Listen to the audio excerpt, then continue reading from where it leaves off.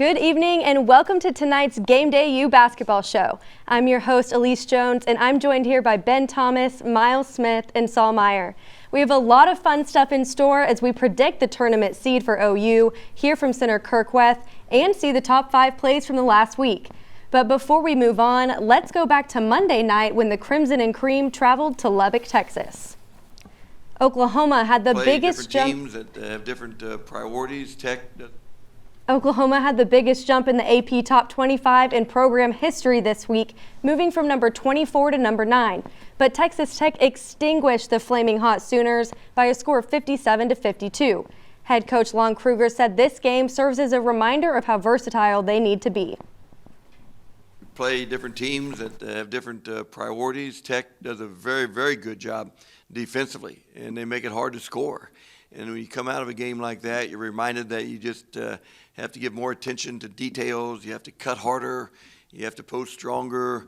You have to do everything in a more physical way. And when you come out of a game like that, hopefully you get better as a result of being reminded of how much better you have to do things to get good results. Some say the Sooners couldn't hold on to their momentum, while others claim the game isn't the same without Reeves.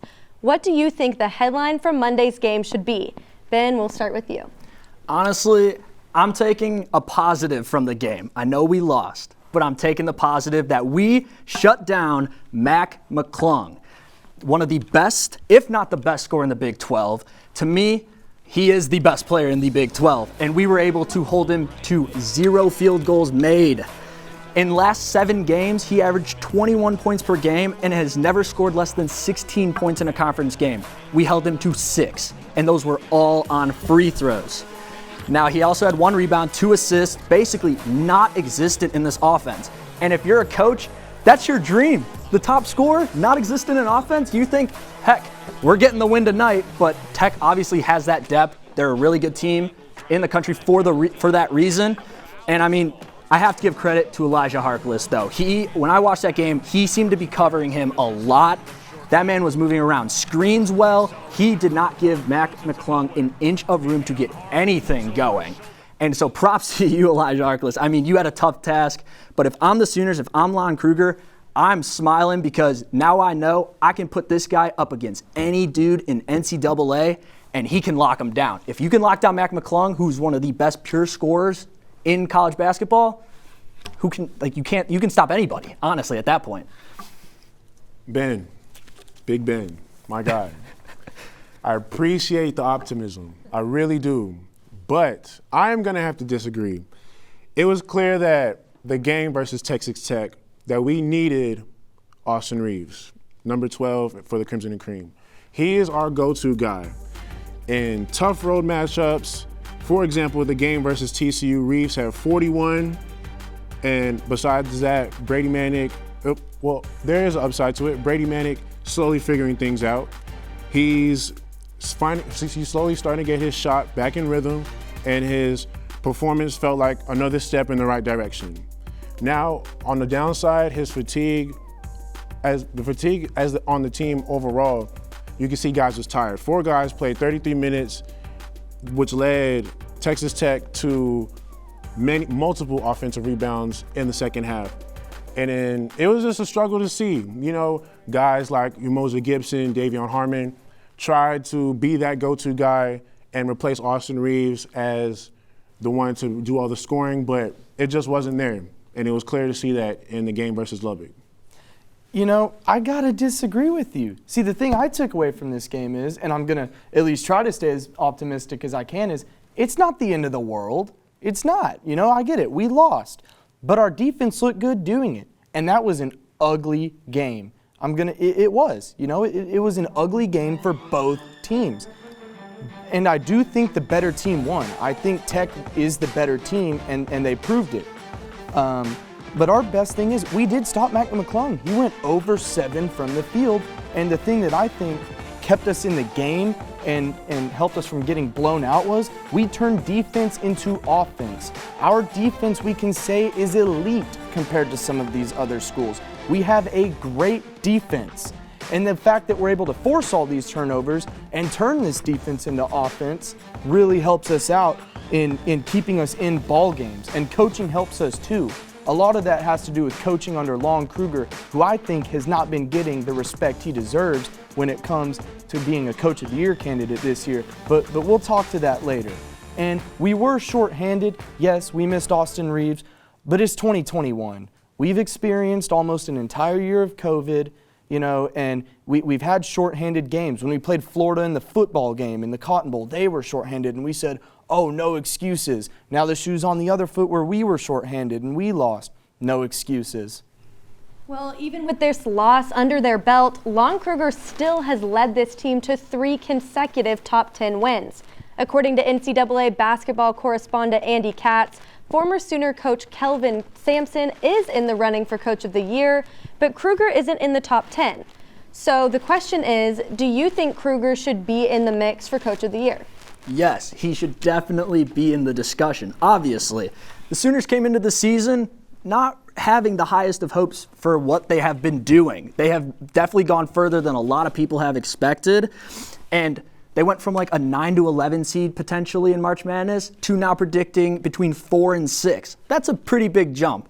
And you have to give Lon Kruger a lot of credit. In those top 10 wins, those 3 straight against Kansas, Texas, and Bama, those were close games. Those come down to coaching and how this team is coached. And clearly, they are coached really well by Lon Kruger. I think he is one of the best coaches in college basketball. I think he just has a lot of experience under his belt. He knows what he's doing. He knows how to get the best from his players. And he is getting the best out of his players this season for sure. So I think Andy Katz is totally wrong. He should. I don't know if he'll win it, but he should definitely be in the discussion for it, hands down.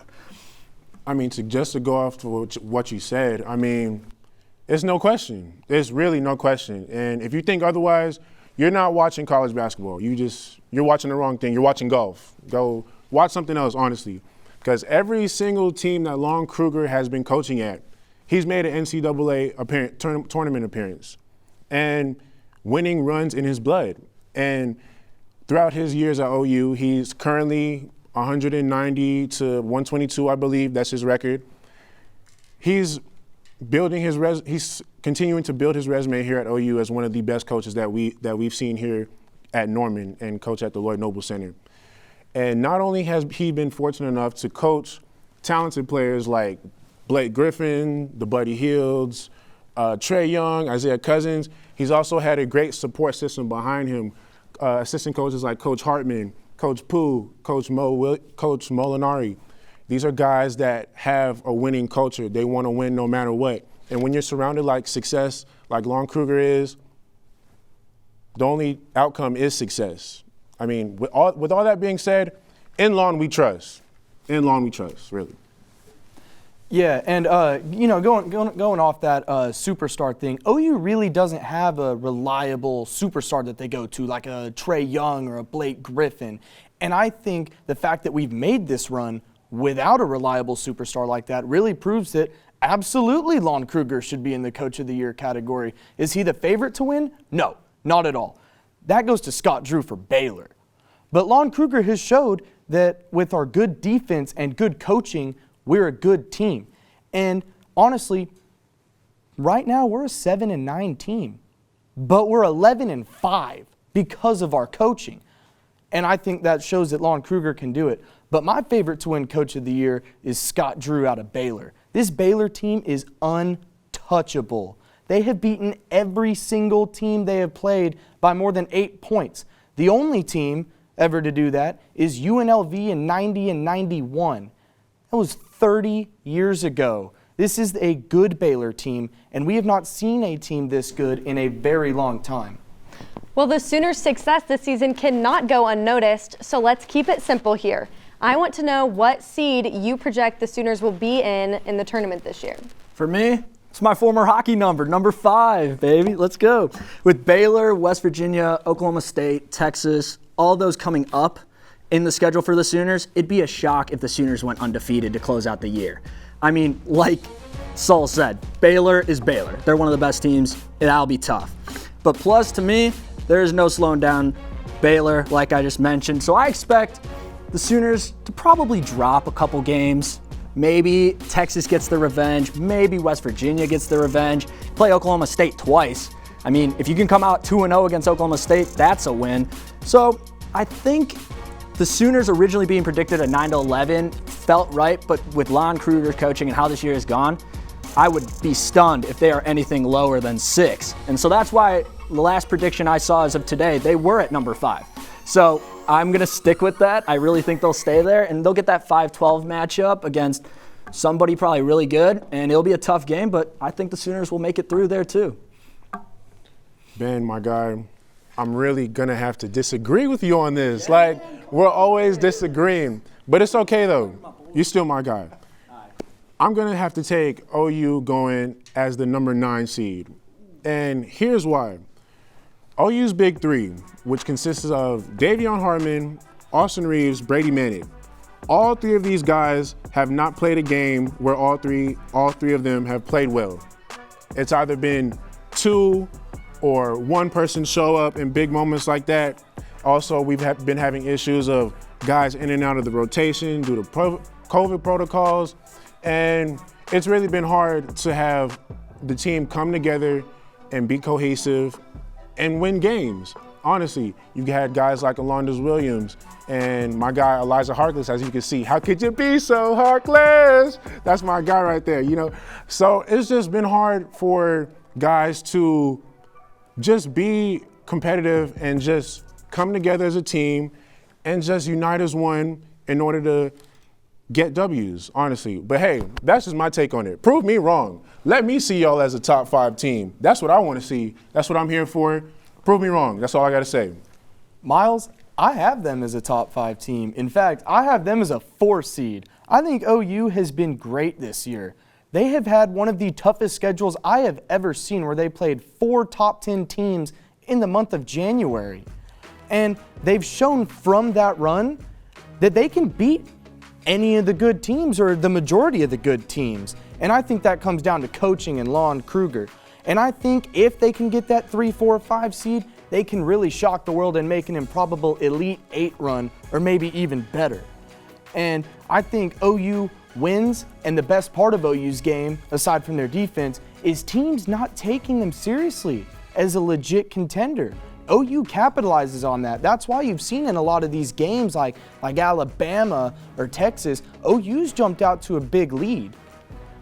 And I think that this team, OU's basketball team right now, is the best team we have had since 2016, back when Buddy Hield was there.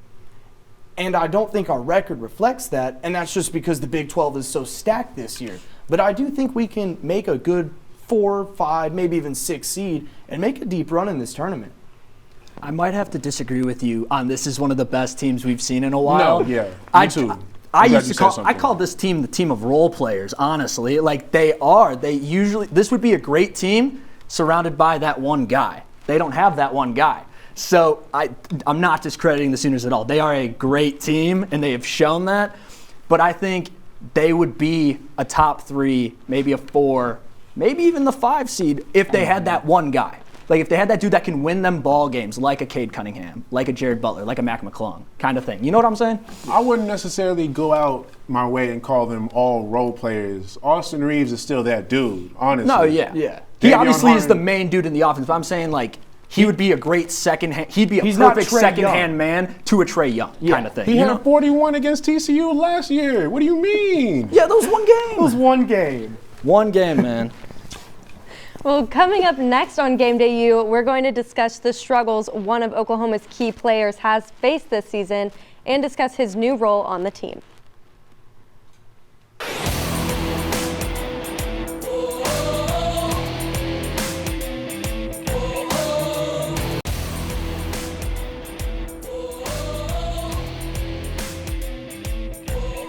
If the Pac-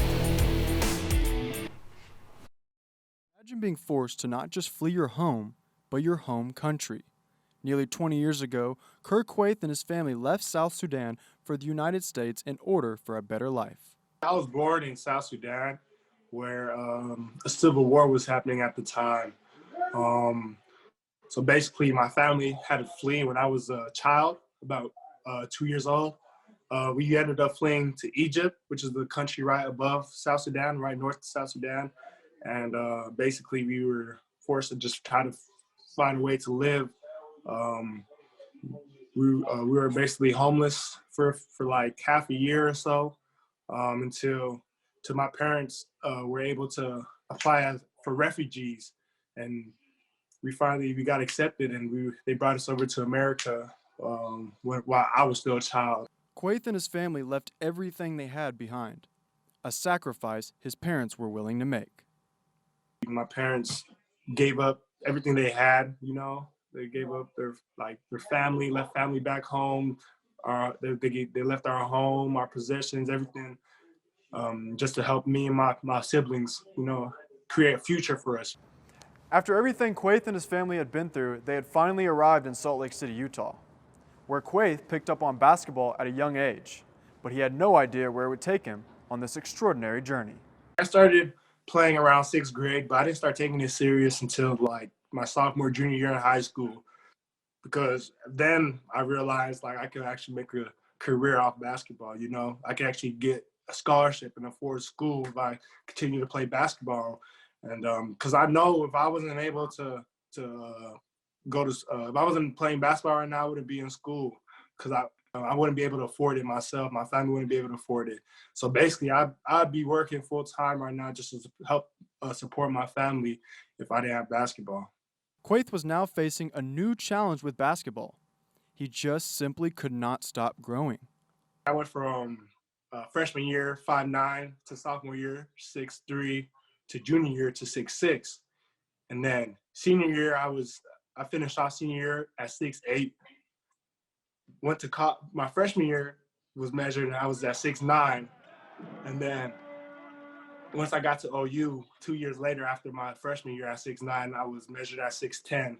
So I've just been growth spurts in between and actually learning more and developing more of the game throughout the years, which has helped me become the player I am. Quaith worked hard at his craft and with his build during his time at junior college.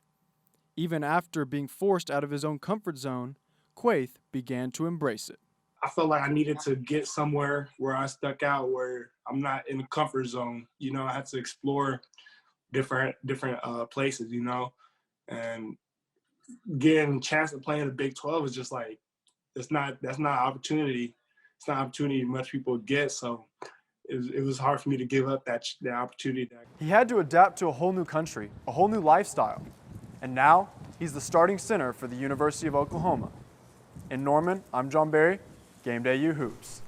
Welcome back to GamedayU. This season in sports has been nothing short of strange. One player in particular has faced a series of struggles. After a hard hit in early January, senior forward Brady Manek was diagnosed with a lung condition, followed by contracting COVID-19 and a long road to recovery. Manek has had an unexpected bench role as he recovers, but if the game against Tech is any indicator, he's starting to find his place.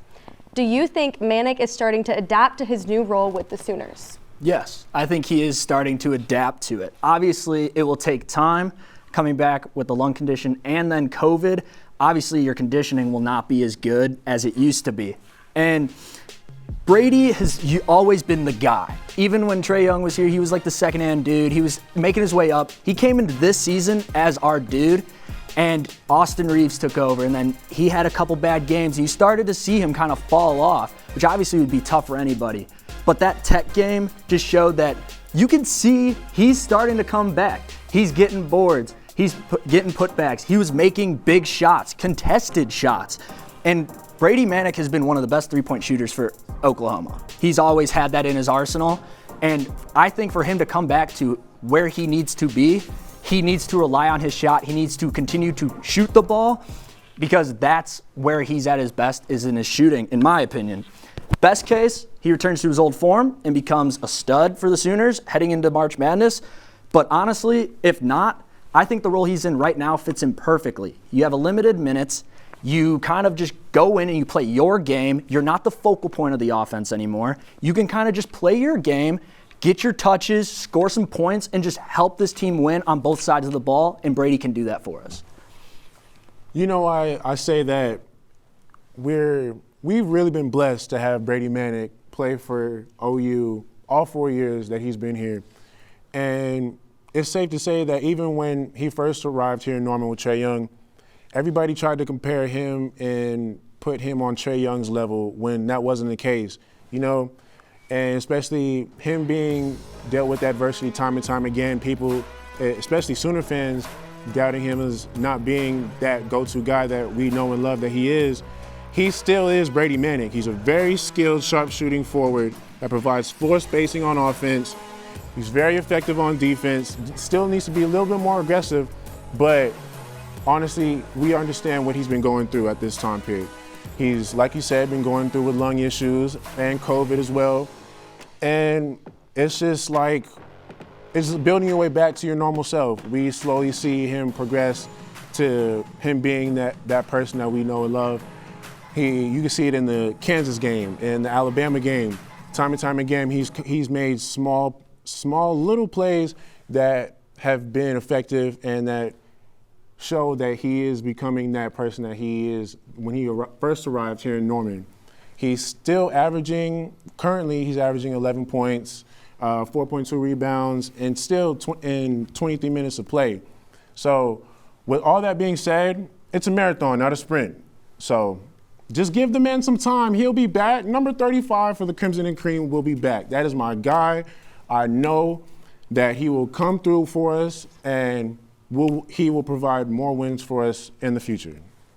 And let's hope he gets back. You know, I'd love to see Brady Manick back at the level he was. Right now is kind of like a bench player, six man. I really don't think he's adjusted to that role yet, but I don't think it matters. I think what matters is whether the fans are ready for him to be in that role right now, because the fans see him as the best player. He came into the season as the best player, and he just has not been playing that way.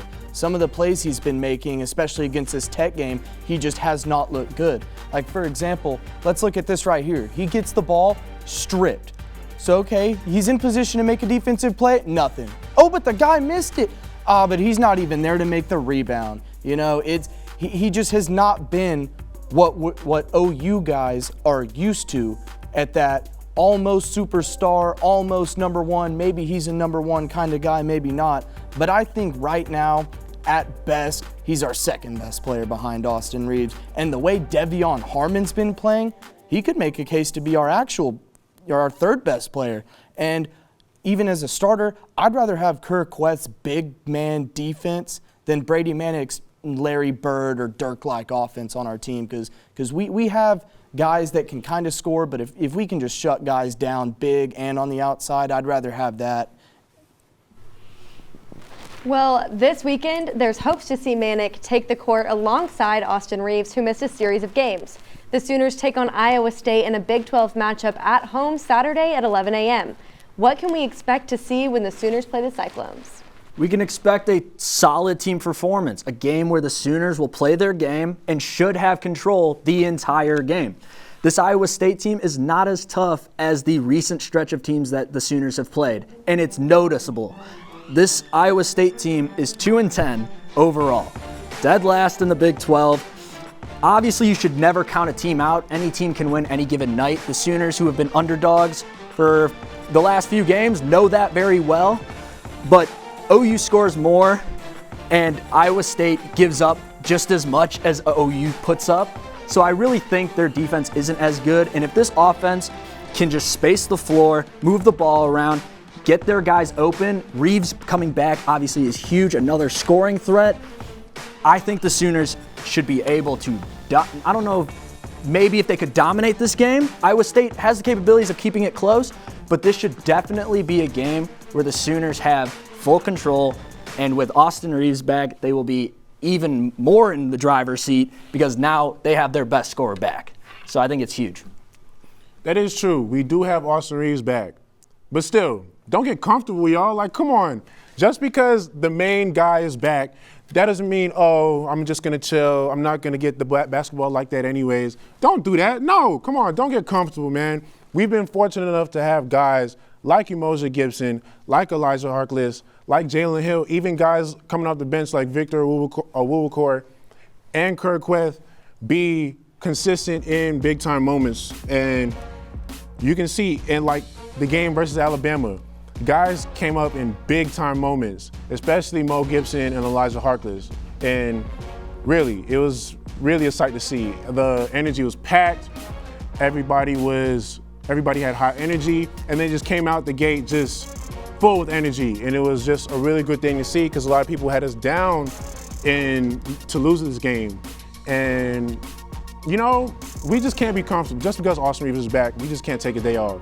And you know, we just need to step up and be aggressive. Look at my guy, Elijah Harkless, right here, passing it to Jalen Hill. You know, dime, layup, you know, you see him? Look at Jalen Hill again. So cool. Ooh, he's just so clean. Like, we have guys that can perform at high levels and close out games for us. So why relax? Why be comfortable just because one other player is coming back to our roster? Why not just add on to what he brings to the table and just kill everybody and make it big in the tournament? I totally agree with you.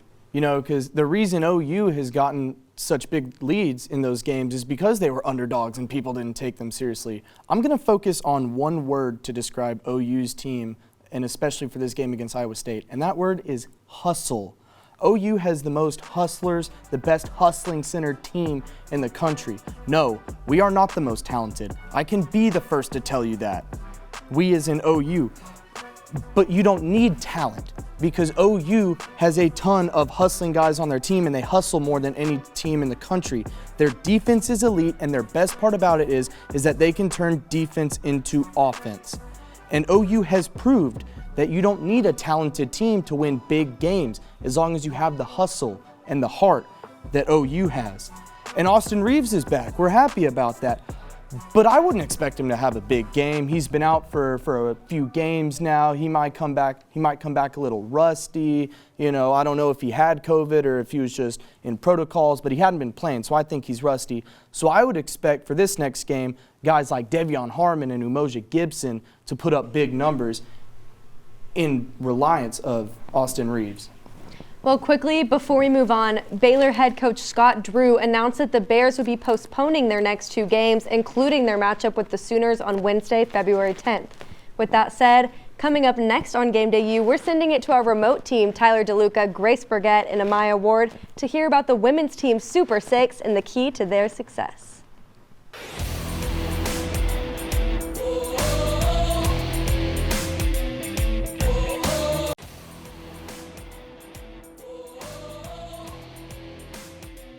Welcome back to Game Day U. I'm Tyler DeLuca, joined here by Grace Burget and Amaya Ward. How are you two doing today? I'm doing fantastic. I'm great. How are you? I'm doing great. I'm ready to talk some OU women's basketball, and we have you covered across the board with it. But first, let's hear from OU head coach Sherry Cole on the loss last night to Texas. Felt like in the fourth quarter, we just couldn't get a ball to go in the basket. I thought we competed really hard. Fought like crazy, and Charlie had a great night, give her credit. 40 minutes she had to play, and it was just really hard to keep her off the glass. When we got a 5-guard lineup, that's a really difficult thing to do. So give them credit. They made the plays they needed to make down the stretch, and we didn't shoot the ball very well. But I'm really proud of our kids. They just continue to fight and scratch and claw and try to find a way. Okay, so we just heard from Sooner head coach Sherry Cole about her thoughts from last night's game against Texas. Amaya, what was your thought from the game last night? My thoughts from last night's game was Texas was just playing a really hard defense on us, and it prevented our shooters from getting in their rhythm, getting their shots up, you know.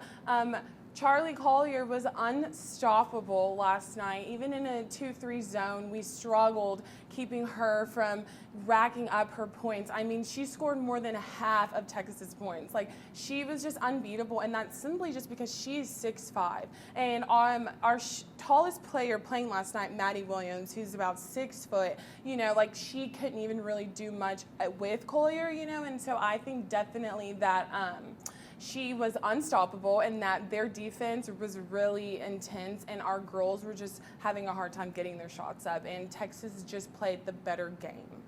I 100% agree. That 2-3 defense made it really hard for us to block out versus a man, which leads me into my recap point from last night, which is rebounding. I mean, how can it not be rebounding? Texas had 42 rebounds last night and OU only had 19. 19, that's just simply unacceptable. Charlie Collier led Texas with 15 rebounds, and Maddie Williams led OU with 5 rebounds. And I know, look, with a team full of guards, it's hard to block out a team with a WNBA caliber post player like Charlie Collier, but is it impossible? No. Our girls have got to find a way to get into the paint and get physical with her. Push her off her spot. Do not make it easy for her. Make it hard. Push her out. I don't care. We've got to find a way to get down there and get physical. Yeah, no, I agree completely because, I mean, Charlie Collier last night was a beast. I mean, it was pretty disgusting what she did to the women's team last night. But my point is, it's kind of a pro and a con. The fouls and free throws last night. It's a pro because OU did a great job of not sending Texas to the free throw line. Texas only attempted 12 free throws on the night, and a lot of those kind of came towards the end of the game as we were trying to keep the margin close and things of that nature. But they did a great job, especially with the, we talked about the height. I mean that's going to be a topic that is not going to go away.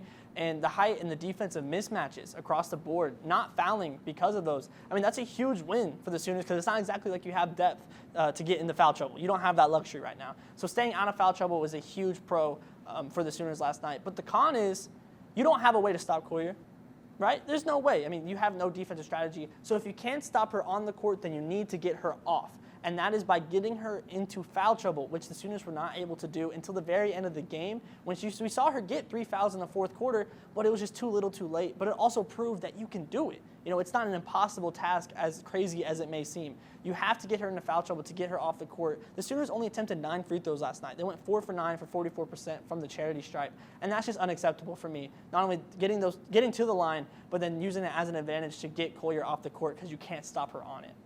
And now kind of expanding it, towards the season with the Sooner 6, what has been the biggest key to success so far, Amaya? The biggest key to success is definitely their mindset. There's no I in team. And I think that these girls know that. And they all value the possession. They all value the game of basketball. And it shows this Super 6 has definitely formed a chemistry that is unstoppable for the most part. They are so good together. And I feel like that is because of their mindset. And they have that. They want to grow as a team, they want to grow as players, and they each bring something valuable to the table, and I think that it shows every single game. I also think that they have each other's backs throughout their games, of course, and they are growing each and every game, and you can see that, and they know that they're not the tallest team. They know that they're outnumbered. I mean, there's only been 6 of them for the past 2 games, so I think that them working together and them not letting that play a factor has really helped them succeed. I definitely agree. I mean, their teamwork has shown through the past couple of weeks just how well they work together. But my key to their success has got to be managing fatigue. With only 6 players, these starting 5 are playing a lot of basketball. Taylor Robertson is averaging, wait for it, 40 minutes over the last That's crazy. 5 games. That's crazy. 5 games in a row, she's played every single minute of each game. And Gabby Gregory is averaging 39 minutes a game, which is just insane. I had the pleasure to interview Tatum Weitenheimer, one of the starting 5 earlier this week. And she said one of the main changes they've had to make on and off the court has been in practice. They've been focusing less on running drills to keep their legs fresh and more on shooting drills, which we've seen has definitely been paying off. Yeah, well, my biggest key for the Sooner 6 has been their spacing. They kind of lived and died by the three-point line, and honestly, understandably so. They don't really have any other option at this point right now. But their spacing has been a huge plus for them because it puts the opposition into a very, very odd situation. You can either size up or you can size down. If you size up, you give yourself the opportunity to dominate in the paint. We saw that last night. That's the route that Texas chose. They sized up, and we saw that it can work against us. But you also, if you do that, your bigs have to go out on the perimeter and defend. And that is a very, very tough task for the shooters, trying to defend the shooters that OU has for a big. Or you can size down and you lose the opportunity to try and defeat us on the boards and in the paint, but you're able to play a faster defense on the perimeter and things of that nature. So it's very much a pick your poison, choose your adventure type of game for the opposition that might be their biggest point of success for the Sooner 6 is just their unpredictability. But now talking about 2 of the leaders of the Sooner 6, Maddie Williams and Taylor Robertson, how do you think that they'll finish in the all-time scoring list come the end of their careers here? Well, with Maddie being ranked 38 and Taylor being ranked number 23, I definitely think that these two girls will end up in the top 10 of all-time scores. I mean, they are both just record-breaking girls, and I just think that they both have one more year left to play. So what they can do in a year, I think that they will definitely be in the top 10. 100%, I agree as well. I think Maddie will have a little bit of a tougher time getting there just because she still has about 500 points to go until she breaks the top 10. But I can see her, especially with big scoring games, making it to number 10. And Taylor, I could see her almost getting to like number 5. I mean, she's only ranked 23rd, only about 330 points to go until she breaks the top 10. And like you said, they're both juniors. They both have one more season. I think it can happen. Yeah, I agree. I'm right around the same area with you guys. I think Taylor Robertson is almost a given to be top 10 at this point. You know, and it's almost just a matter of how high can she get within that top 10. You know, it's going to be top 5, you know, top 8, kind of what area you're thinking about. Maddie Williams is more interesting to me. It's not as clear cut just because of her play style. Nothing against her, but she doesn't shoot the three-point shot. She doesn't shoot a super high percentage from the free throw line like we see from Taylor Robertson. So the volume and the amount of points that she's scoring, you know, she has those huge scoring nights here and there. But I just don't know if she's able to skyrocket up the leaderboards like a Taylor Robertson can. Well, for Taylor Robertson, I would want to see her become more of a 3-level scorer if we want to see her crack that top 5 area. Because, you know, we know the three-point shot is disgusting. I mean, the best in the country. Yeah, I mean, it is absolutely insane. But teams are going to start playing directly off that. You know, they're going to start face guarding, things of that nature, once OU kind of gets back to a normal lineup. So at that point, you're going to have to start getting to the free throw line more, which we know she's incredible at too. But she just needs to get there to get those shots. And she needs to start making sure that that mid-range shot is there too. That is a game that will never die. So if she wants to crack that top 5 area, I think that her game is going to need to evolve a little bit more, and probably the same thing for Maddie Williams. Definitely. Well, that'll do it here for us on the women's side of the coin. But stick around, because when GamedayU returns, the studio crew will be telling you who they think the best player in the Big 12 is. Stick around.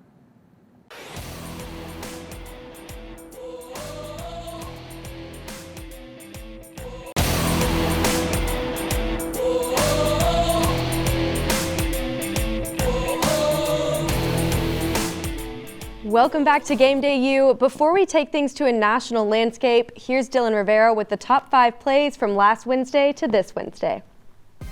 Thanks, Alyse. First, we go to a top 5 matchup in women's basketball. Louisville and NC State. Alyse Jones drives the lane, draws the contact, and kisses it off the glass for the and one. That's where the work in the weight room pays off right there. The help defense tries to draw the charge, but watch that restricted arc. That's a foul on you. NC State tops the card, 64-60. Another top matchup here, but on the men's side. Texas and Baylor. Someone check Greg Brown's shoes. I think he's wearing moon boots. Get up, big fella! Technical foul for the mean mug, but I think he earned it. Down the baseline. In your face! This ferocious jam wasn't enough to give Baylor a loss, though, as the Bears pick up the win, 83-69. Keeping with Baylor, the Bears and the Tigers of Auburn. Keep your eyes on number 24, Matthew Mayer. Sprinting in from the three-point line, he elevates and detonates. He's got the whole gym jumping. He may have 2 hands, but he only needs 1. Baylor stays undefeated through the Big 12 SEC Challenge, winning this one 84-72. Cameron Indoor Stadium, the Clemson Tigers visiting the Duke Blue Devils. Freshman Jalen Johnson picks off the pass, and get your popcorn ready. It's showtime. Boom! PJ Hall gets absolutely victimized by Johnson. The Blue Devil freshman's been finding his groove lately, averaging nearly 15 and 8 over the last 5 games. Big win for Duke in this one, 79-53 over the Tigers. Finally down south, Ole Miss and Tennessee. Luis Rodriguez gets a hand in the passing lane, corrals the ball, and look out below. Sit him down. That's your number 1 play from last week. Alyse, that's all I've got. Back over to you. Thanks, Dylan. Now the Big 12 is arguably the best conference in college basketball. But which player runs this conference? I know I talked about the Sooners totally locking them down, but still, to me, It's Mac McClung out of Texas Tech. This man can do anything. We know him from his highlight reel dunks from high school, but can I tell you, this man can also play both ends of the floor extremely well for Texas Tech. But I want to highlight more his scoring ability. He is averaging right now 16 points per game, 3 assists, 3 rebounds for top 5 in the Big 12 in points, But even though Mac McClung couldn't get anything going, to me, he is still one of the best scorers in college basketball, even if he couldn't really get much going against the Sooners. Tech still runs their offense through him. He is athletic. He can slash. He can post up, fade, but his best is when he just pulls up and fires it from anywhere on the floor. Shooting 43% from the field, 34% from the three. This is career highs for him as well. He has just elevated his game since he got to Tech. Stuff we didn't really see when he was at Georgetown before he transferred. But honestly, to me, there might be more well-rounded players in the Big 12. But to me, Mac McClung is the best pure scorer in the Big 12. And we all know, even though he couldn't get anything going against the Sooners, that ball, if they needed a final shot, you know that ball's in his hands, regardless of if he's 0-7. That was a cute take. That was real cute. I like that. Right. That was real cute. All right. That was real cute. So you probably got who? Cade Cunningham or Austin Reeves, somebody like that. That's real cute. But let's talk about somebody that's the real deal. I'm talking about my guy out of Baylor, Jared Butler. Like, come on, y'all. Let me tell y'all something about Jared Butler, man. He's a bad man. Woo! Man, let me tell you, as a 6'3", 195 guard, Butler can do it all. He's currently ranked as number 2 currently in the Big 12 in points and assists, and is the number 1 and ranks number 1 in steals. He's the main reason why the Baylor Bears are still undefeated and they're still going. I mean, honestly, this man can literally do it all. I mean, look at that. Chikum. Like, you can't guard that. How can you guard that? Currently this season, he's averaging 17 points per game, 3.3 rebounds, 5.2 assists, and averaging over, like, just a little under 50% from field goal range. Honestly, this man can do it all. When I tell you Jared Butler is the real deal, he's the real deal. I currently looked up on NBA mock drafts that he is sitting somewhere in like between 15 or like number 20, 25, something like that. Man, if y'all don't put that man in the top 10, we're gonna have some problems, honestly, because like, really, he's really doing it all right now. And that's all I gotta say, man. Y'all need to put some respect on Jared Butler's name. Come on, man. If we're talking mock drafts and guys going top 10, I got the guy who could go number 1 is my best player in the Big 12, Cade Cunningham out of Oklahoma State. He's averaging 18.1 points a game, about 6 rebounds, 3.5 assists, while also adding about a steal a game and shooting 40% from the 3.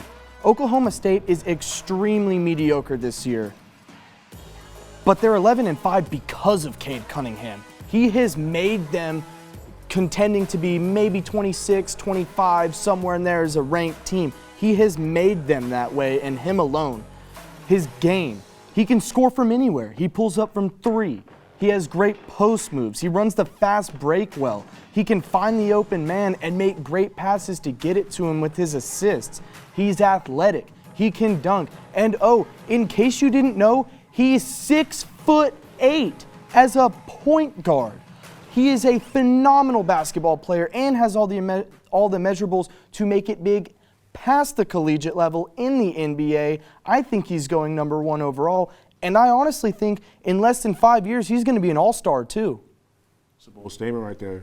Yeah, Evan Mobley out of USC might want to say, hey, what about me? I might go number 1 overall, but yeah, it's kind of a bold take, man. All-star? Really? Yeah, Really? I think he's got the potential. I think he's got the measurables. All right. Well, the level of competition in college basketball this year is one of the best we've seen. Teams who are typically powerhouses can't find their footing, while others have shined more than normal. So I want to know, who do you think are the top 5 conferences in college basketball? Like I said, the Big 12 is arguably the best. Do you have them at number 1, Ben? Yeah, I definitely have them at number 1. I mean, how could you not? Kansas usually runs the show, and they're considered mediocre this year. Like, the Big 12 has so many teams, 8 teams above 500, 3 ranked in the top 10, 4 ranked in the top 15. I mean, clearly they are the best conference in college basketball. And then I have the Big Ten following. I have the ACC after that, SEC at 4, and then I have the Big East at number 5. I mean, listen to these teams though. Nova, Creighton, Xavier, Marquette, UConn, Seton Hall, Providence. All teams that usually make the tournament every single year. 5 teams above 500, 2 of them are ranked. That to me is always such an under-the-radar conference in college basketball, and they continue to put out team after team after team into the tournament. And so, to me, that's my top 5. I love the Big 12. Like I said, they're the best. Big 10 is just as good. Could honestly be number 1. 9 teams ranked above 500, 3 in the top 10, 4 in the top 15, just like the Big 12. I mean, it could go either way between those two, and then 3 through 5 is a toss-up. But I like the ACC, SEC obviously taking a dip, and then the Big East they're just throwing itself in there. They're just throwing themselves in there. They don't need to be big. They're just throwing themselves in there. That's actually a really solid list, I might say.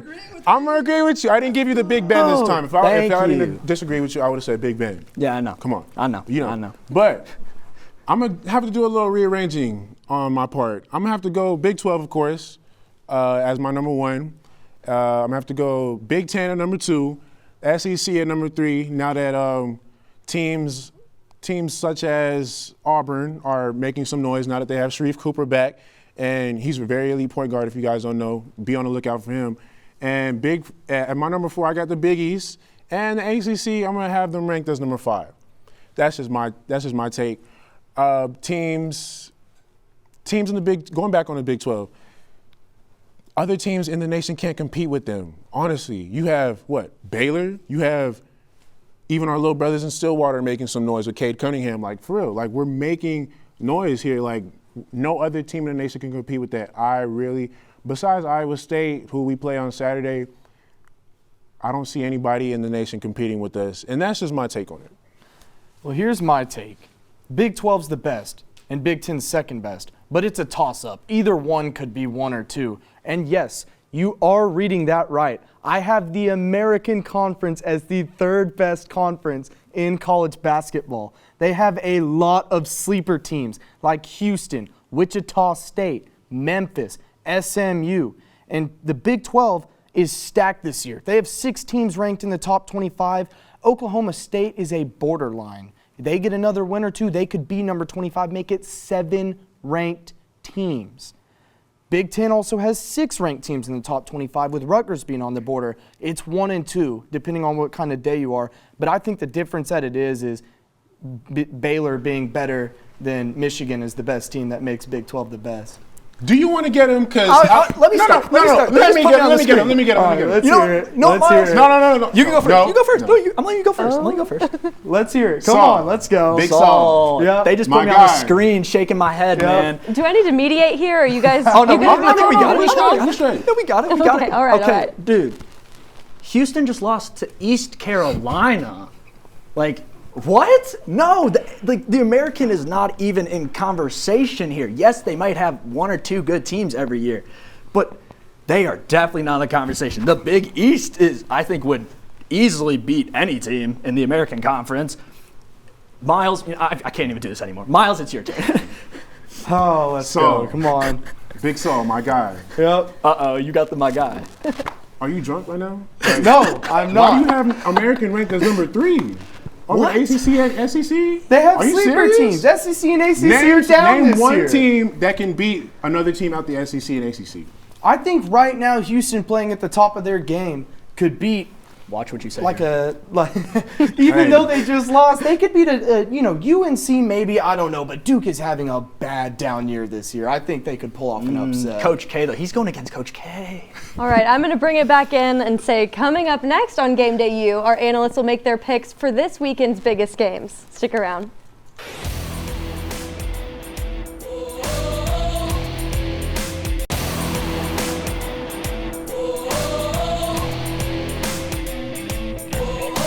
Welcome back to Game Day U. It's our last segment of the show, and that means it's time for Pick'em. But first, Ben, which matchup is your game to watch this week? One of the best rivalries in college basketball. Duke, UNC, I'm liking Duke. I'm going to have to go with Virginia Tech and Miami. I think that'll be a very anticipated game to watch. I'm going to have to go with Virginia Tech coming out with the W. My game of the week's actually going on right now, and it's Ohio State, Iowa. Next up, which top contender do you think will end up on the wrong side of the scoreboard before next Thursday? I got Oklahoma State over Texas. Cade Cunningham needs a big game. My pick, I got Marquette and Creighton. I feel like Marquette will come out and surprise everybody and shock the world and come out with the W. I got LSU and Tech. I think LSU over Florida because LSU looked good against Tech. And there's a Big Ten top 25 duel this weekend between Wisconsin and Illinois. Ben, who are you picking? Going with the home state, ILL Illini. Let's go. Big Ben, my guy. I'm gonna have to agree with you on this. I got Illinois. I got Illinois. All right, I'll be that guy. Wisco. The Crimson Tide take on the Tigers of Mizzou on Saturday. Who do you think comes out on top? Roll Tide, Roll Tide. I got Mizzou coming in with the W. I got him. I got Roll Tide too. Bama's winning it. And there's several Big 12 matchups Saturday, but this one has Kansas as the underdog. Will the Mountaineers defeat the Jayhawks? I got Kansas. Rock Chalk Jayhawk. West Virginia at home. And to wrap things up, can Oklahoma bring back the Sooner Magic this weekend versus Iowa State? Yes. For sure. Yes, of course. Well, thank you guys for watching Game Day U live from Studio D at the University of Oklahoma. We'll be here next week, same time, same place. On behalf of Ben Thomas, Myles Smith, and Saul Mayer, good night.